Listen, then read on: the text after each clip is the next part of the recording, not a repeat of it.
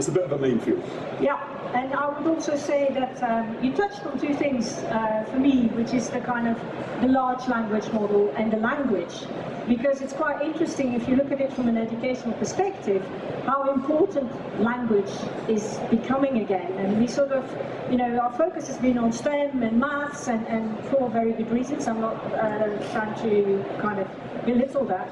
But actually the concept of the use of language and the use of conversation and dialogue, which also in education too often is put to one side because it's kind of instructional rather than dialogue.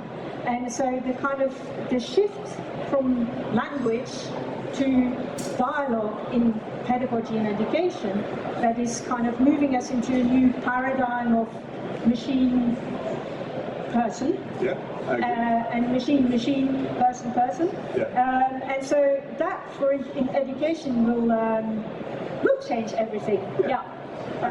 There's an interesting angle in this. So as the whole world shifts from monologue, this is a sort of monologue, PowerPoint, lectures.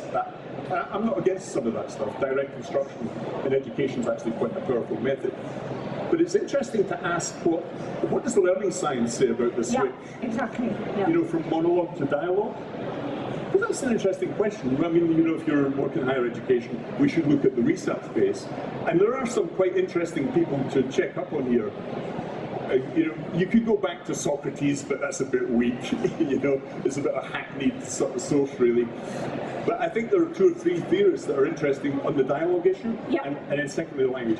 On the dialogue thing, you have Bakhtin, who's written extensively. Bakhtin's a really interesting Russian, Mikhail Bakhtin, really worth reading, because he actually thinks all learning is dialogic or dialogue.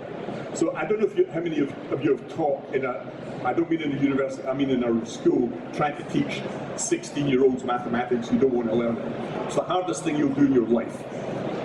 And if you don't understand dialogue, you won't last 5 minutes, because you ain't lecturing to these kids.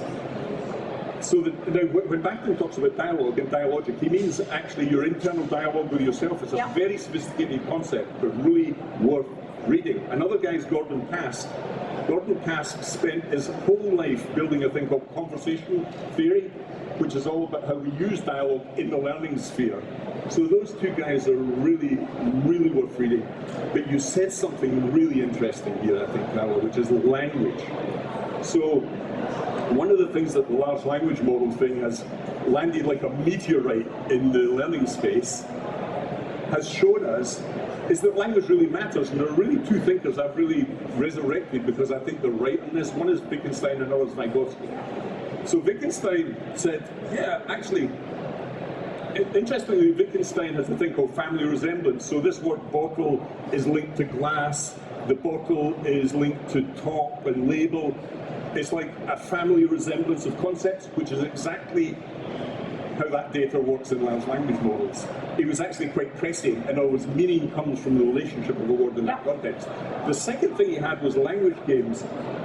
So is it the 25th of January today? No, tomorrow. 25th is tomorrow. Yeah. Tomorrow's Burns Night.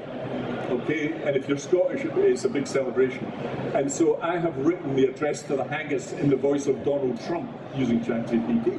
Now, why can it do that? Why can it go, it's a haggis, it's a great haggis, this is the greatest haggis? No, because it plays a sort of language game. Well, Wittgenstein. So this is a language game, a dialogue with an audience. A lecture is a language game. Being in the pub chatting is a language game. And you can get ChatGPT to do that. So I think Wittgenstein is very interesting. But the big one is Vygotsky, because he thought intelligence was a function of language. So a lot of people would imagine that language is a function of intelligence. And he sort of flipped it, saying, no, language is fundamental to learning. It's what mediates learning initially from parents, siblings, peer groups, eventually teachers in schools, your work colleagues. But this whole notion that you have mediation with language, that's how we actually learn, using your phonological loop and internal processes. And then on top of that, you use tools. It's very vague on what a tool is, but I'm absolutely sure if Vygotsky was sitting here, he would love ChatGPT, because it does everything he thinks you should do in learning.